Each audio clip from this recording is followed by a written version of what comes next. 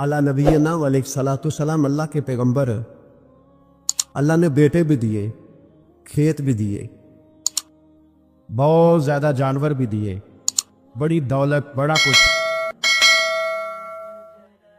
رب آزماتا بھی ہے، اس کا نظام ہے، جتنا کچھ کے قریب ہوتا ہے اتنا ہی زیادہ آزماتا ہے۔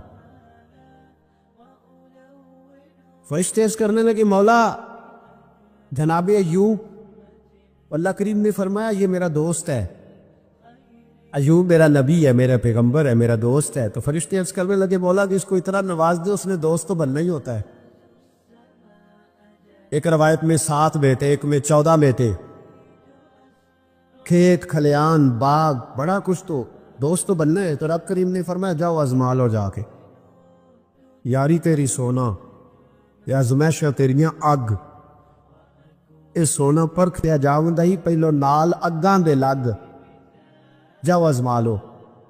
فرشتے آ گئے، ایک ہی دن میں سارے باغ اجڑ گئے، جڑ گئے کھیت۔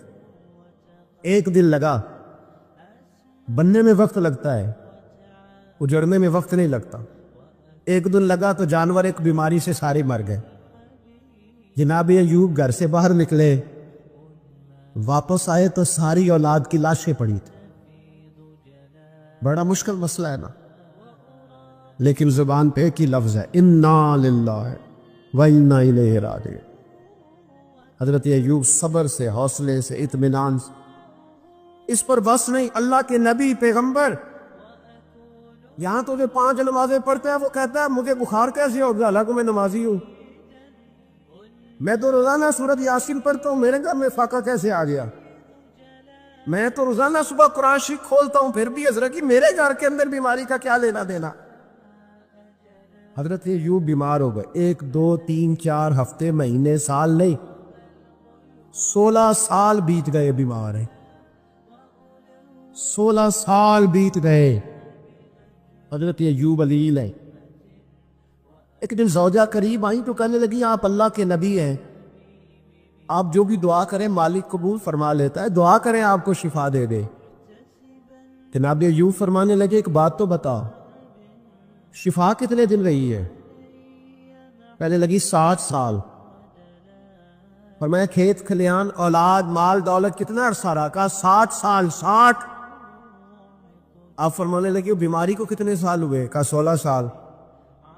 فرمانے لگے ذرا مجھے تکلیفیں اور بیماریوں کو بھی 60 سال ہو لینے دے، پھر دعا بھی مانگ لوں گا۔ برابر تو ہو لیں، ابھی تو صرف 16 ہوئے، 60 ہو لیں دعا مانگ لوں گا۔ اور فرمانے لگے دعا مانگنی چاہیے پر میرے رب کو پتہ ہے ایوب کس حال میں ہے، بس زبان پہ یہ لفظ آئے تو اللہ نے فرشتوں سے فرمایا تم نے جانچ لیا ہے لیبلوکم ایکم احسن عملا، پتہ چل گیا؟ کا مولا چل گیا۔ فرمایا جاؤ اب میرے بندے کو نواز دو، بس مالک نے نیاز ہے نا۔ بنجر زمینیں پھر سے آباد ہو گئی، پھر سے جانور آ گئے، پھر سے وہی لہر بہر ہو گئی، بیٹے بھی اللہ نے لے دیے، مال دولت جائیداد ہر چیز، گھر میں بیٹھے شفا بھی ہو گئی۔ حضرت ایوب کی زوجہ قریب بیٹھی ہے، سکھوں کے دن آ گئے، پوچھنے لگی ایوب ایک مسئلہ پوچھنا ہے، ایک بات ذہن میں آئی، اجازت دے تو دریافت کروں؟ فرمانے لگے پوچھو۔ تو زوجہ عرض کرنے لگی حضور بتلائیے، دکھ اچھے کے سکھ، دکھ اچھے کے سکھ۔ تو جناب ایوب فرمانے لگے دل سارے اللہ کے، دل سارے اللہ، دکھی رکھے تب بھی مہربانی، سکھی رکھے تب بھی فضل اسی کے ہیں، اور اگر میرے دل کا حال پوچھے نا وہ دکھ بڑے اچھے تھے، بڑے اچھے تھے وہ دکھ۔ کہا حضور دکھ اچھے تھے؟ تو جناب ایوب فرمانے لگے جب میں بیمار تھا تو میرا رب 24 گھنٹے میں ایک دفعہ میرا حال پوچھا کرتا تھا۔ رب پوچھتا تھا ایوب تیرا کیا حال ہے، رب پوچھتا تھا، خدا خود میر مد الاسبور، اللہ پوچھتا تھا۔ فرماتے 12 گھنٹے اس مزے میں گزر جاتے تھے کہ میرے رب نے میرا حال پوچھا ہے، 12 گھنٹے اس کیف میں بیت جاتے کہ اللہ نے حال پوچھا ہے۔ اور فرمایا اگلے 12 گھنٹے میں انتظار کرتا رہتا تھا کہ رب دوبارہ کب حال پوچھے گا. فرمایا 24 گھنٹے میں ایک دفعہ پوچھتا تھا. 2 عمر دراز مانگ کے لائے تھے 4 دن، 2 آرزو میں کٹ گئے، 2 انتظار نے. تو فرماتے ہیں بس یہ اس طرح حال گزر جاتا تھا. فرمانے لگے شفا تو ہو گئی، صحت تو ہو گئی، کھیت کھلیان تو ہو گئے، پر اب میرا رب میرا حال تو نہیں نہ پوچھتا. صبر کرنا سیکھے، حوصلہ پیدا کرے. یہ چھوٹی چھوٹی باتوں پہ، چھوٹے چھوٹے معاملات پہ رونے لگنا اور چھوٹی چھوٹی چیزوں کو آڑ بنا کر ناشکری کرنا صبر پیدا کرے. یہ بہت اعلیٰ عادت. اگر آپ میں حوصلہ ہوگا نا تو گھر کے اندر بہت سارے معاملات، گھر کے اندر، دفتر کے اندر، فیکٹری کے اندر، معاشرے کے اندر صحیح رہیں. لیکن اگر آپ صبر کی عادی نہیں، صبر نہیں کرنا آتا، تو پھر تو بڑی جلدی آپ کے معاملات بگڑنے لگے. صبر جب آپ کرتے ہیں نا اور صبر کا ارادہ کرتے ہیں تو اللہ تعالیٰ صبر کی توفیق بھی عطا فرماتا ہے. ہم نے یہ دیکھا ہے کہ ہمارے پاس نعمتوں کی کمی نہیں، ہمارے فریزر خوراک سے بھرے ہوئے، ہمارے دسترخوانوں پہ انواع و اقسام کی چیزیں چنی ہوئی ہیں، ہماری الماریوں میں کئی ہمارے لباس تیار شدہ لٹکے ہوئے، ہماری جیبوں میں ہماری ضرورت کا سرمایہ اللہ نے ہمیں دے دیا. لیکن اس کے باوجود جو لوگ ایک دوسرے سے پیار نہیں کر پا رہے، جو ایک دوسرے کے قریب نہیں جا پا رہے، اس کی وجہ یہ ہے کہ صبر نہیں رہا، حوصلہ نہیں رہا، کسی چیز کو برداشت کرنا ہمارے مزاج کا حصہ ہی نہیں رہا. ہم نہ آرام میں جینا چاہتے ہیں، پنکھے کے نیچے جینا چاہتے ہیں. کاش کہ ہمیں صحرا میں بھی نیند کا مزہ لینے کا طریقہ آئے، پھر زندگی کے سارے راستے آسان ہیں، پھر ایک راہ بھی مشکل نہیں. لیکن کیونکہ حوصلہ نہیں، صبر نہیں، وہ والا قرار نہیں جو ایک مسلمان سے رب رسول کا مطالبہ ہے. حدیث پاک سنیں گے، آپ کی طبیعت بڑی ٹھنڈی ہوگی. میرے نبی پاک صلی اللہ تعالی علیہ وسلم ارشاد فرماتے ہیں کہ جو بندہ سوال سے بچنا چاہے گا، ارادہ کرے گا اللہ میں نے کسی سے نہیں مانگنا، فرمایا جو سوال سے بچنا چاہے گا رب اسے سوال سے بچا لے گا. اور جو لوگوں سے بے نیاز ہونا چاہے گا، کہے گا یا اللہ مجھے دنیا داروں کا محتاج نہ بنا، اپنی بارگاہ سے عطا فرما. جو لوگوں سے بے نیاز ہونا چاہے گا اللہ لوگوں سے بے نیاز کر دے گا. اور فرمایا جو صبر کا ارادہ کرے گا اللہ اسے صبر کی توفیق بھی عطا فرما دے. ارادہ تو کرے، پروگرام تو بنائے، توفیق تو اللہ دے گا. کمزور باتیں کرنی چھوڑ دے، مایوسی کے جملے اپنی زندگی سے نکال دیں. ہم مسلمان ہیں. آپ بیمار ہو گئے ہیں تو یہ بھی خدا کا فضل ہے، گناہ معاف ہوں گے. اگر اللہ تعالیٰ نے فقیر بنا دیا، غریبی آ گئی ہے تو یہ بھی فضل ہے، امیروں سے پہلے جنت میں جائیں گے. اگر اللہ تبارک و تعالیٰ نے کسی جگہ آپ کو مکان نہیں دیا اور دوسرے کو دے دیا ہے تو آپ وہ لوگ ہیں جو عظیم سنت ادا کر رہے ہیں سیدنا بلال حبشی کی. اگر کسی جگہ کوئی کمزوری آ گئی ہے، کوئی پیچھے رہ گئے ہیں تو یہ خدا کا فضل ہے. اللہ تعالیٰ نے چاہا ہمارے لیے جو فیصلہ تو ہم اس پہ راضی ہیں. لیکن اپنی زندگی اور شکوے اتنے بڑھا لیے، ہم نے اتنے بڑھا لیے کہ لوگوں سے شکوے کرتے کرتے رب رسول سے بھی شروع کر دیے. غلام بھی کبھی شکوہ کرتا ہے، آقا کا بھی شکوہ ہوتا ہے، بندہ بھی کبھی شکوہ کرتا ہے، رب کا بھی شکوہ ہوتا ہے، یہ بھی کبھی ہوتا ہے. آپ نہ مانے پر یہ شکوہ ہے کہ میں بڑے ڈاکٹروں کے پاس گیا ہوں آرام نہیں آیا. نہ مانے پر یہ شکوہ ہے میں نے کبھی کسی کو ستایا تو نہیں پر میرے حالات بھی ٹھیک ہوتے. آپ نہ مانے پر یہ شکوہ ہے کہ فلانے کے پاس دولت زیادہ ہے، اس نے پتہ نہیں وہ آگے نکل گیا اور میں پیچھے رہ گیا. نہ مانے پر یہ شکوہ ہے. کس سے کر رہے ہو؟ رب رسول سے. او ہس بول رہے ہو دی مہربانی اساں تے لاڑ ہی لڑاونے. کس سے شکوہ کر رہے ہو؟ خدا کے بندو، غلام غلامی کرتے ہیں، شکوے کرتے ہیں کوئی. حضرت ام سلمہ رضی اللہ تعالیٰ عنہ، شوہر کا نام ہے ابو سلمہ، بیٹے کا نام ہے سلمہ. کہتی ہیں میں، میرا شوہر، میرا بیٹا، تینوں، چھوٹا بیٹا میرا، ہم نکلے مکہ مکرمہ سے مدینہ طیبہ جانے کے لیے. ایک کی بیٹا ہے، خاندان جمع ہے، شوہر کی گود میں بیٹا، اونٹ کے پیچھے میں. فرماتی ہیں مدینے کی سرحد آ گئی تو میرے میکے والے آ گئے، کہنے لگے ابو سلمہ نہیں لے جانے دے گے مدینے اپنی بیٹی کو. میں نے کہا میں مسلمان ہوں، میں تو اپنے شوہر کے ساتھ مدینے جاؤں گی۔ نکل نہیں جا سکتے، تو نے جانا ہے تو جا، ہماری بیٹی نہیں جائے گی۔ زبردستی مجھ سے انہوں نے مجھے میرے شوہر سے الگ کیا۔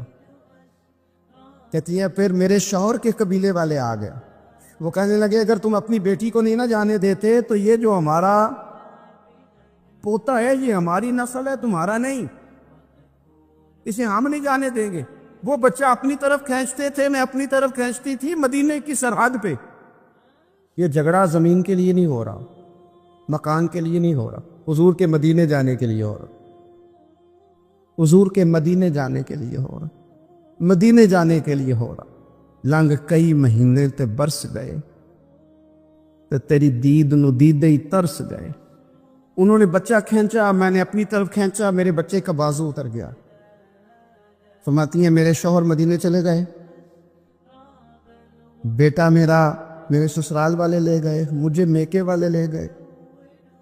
آج بھی کچھ سیانے بندے کہتے ہیں اس کو نکال دو اور بچے چھین لو۔ ان کا بھی خیال تھا کہ بیٹا لے جائیں گے نا تو ابو سلمہ بھی مدینے سے واپس آ جائے گا، یہ بھی واپس آ جائے۔ اور یار اتنا بڑا بھی ظالم کوئی نہیں ہوگا جو ماں باپ سے بچے جدا کرے۔ فرماتی ہیں کہ وہ لے گئے چھین کے، میں میکے چلی گئی۔ لوگ روٹی کھاتے تھے، میرے حلق سے نہیں گزرتی تھی۔ زمانہ سویا کرتا تھا، میں سو نہیں پاتی۔ بیٹا کہاں، شوہر کہاں، میں کہاں۔ ام سلمہ کتنی دیر تکلیف کاٹی؟ ہمیں ام سلمہ کہنے لگی لوگوں ایک دو دن نہیں، پورا سال بیت گیا، پورا سال۔ پر جے سونا ہی میرے دکھ وچ راز، جے سونا ہی مارو بارو مینو مار مکاؤ، میں کوئی عذر نہ پیش لے آواں، او جے سونا ہی میرے دکھ وچ راضی، پر سکھ نو چولہے ڈاواں۔ فرمایا سال بیت گیا، لوگ صبح اٹھ کے کام کاج پہ لگ جاتے، کپڑے بدلتے، ڈیوٹیاں کرتے، اور میں سویرے اٹھ کے اس جگہ آ جاتی جہاں میرا شوہر اور میرا بیٹا بچھڑا تھا۔ میں سارا دن روتی، آہوزاری کرتی، حضور کے مدینے کی طرف منہ کر کے میں تڑپتی۔ سال بیت گیا، سال، ایک ہفتہ نہیں نکلتا بچوں کے بغیر۔ بڑے بڑے سیانے لوگ پردیس جاتے ہیں تو بچوں کی فوٹو دیکھ دیکھ کے روتے ہیں، لیکن کہتی ہے ماں تھی، بیٹا بچھڑا اور پھر بیٹا بیمار ہو اور ماں سے جدا ہو، کتنی تکلیف کا منظر ہے۔ آپ فرماتی ہیں کہ ایک سال بیت گیا اور میں نے کسی کی منت نہیں کی، میں نے کوئی شکوہ نہیں کیا، اس لیے کہ جس حال میں رب رسول رکھے۔ یہ حوصلہ، یہ صبر، یہ توانائی۔ ایک سال کے بعد میرے چچا کا بیٹا میرے پاس سے گزرا، تڑپتے دیکھ کر کہنے لگا میری بہن تو سارا دن روتی رہتی ہے۔ تو میں نے کہا بھائی تمہیں کیا بتاؤں، اس کا شوہر چلا جائے، بیٹا جدا ہو جائے، وہ کیا کرے گی؟ فرماتے اس نے جا کے میرے باپ سے، اپنے والد سے، میرے خاندان والوں سے کہا اس کی سزا کب ختم ہوگی؟ اس غریبنی کا قصور یہ ہے کہ یہ مدینے والے کا کلمہ پڑھتی، اس کی غلطی یہ ہے کہ یہ مسلمان ہو گئی ہے، دین حق قبول کر لیا، کیوں نہیں تم خیال کرتے؟ کہتے ان کے دل نرم ہوئے اور رضامند ہوئے مجھے مدینے جانے، پر اس نے کوشش کی میرے سسرال پیغام دے دے، کب بس کرو، اور بچہ تو چڑیا کا جدا ہو جائے تو وہ تڑپا کرتی ہے، اور تم نے ایک جیتی جاگتی ماں کا بیٹا جدا کیا ہے۔ وہ بھی نرم ہوئے، رب نے اسباب بنائے، میرا بیٹا مجھے ملا۔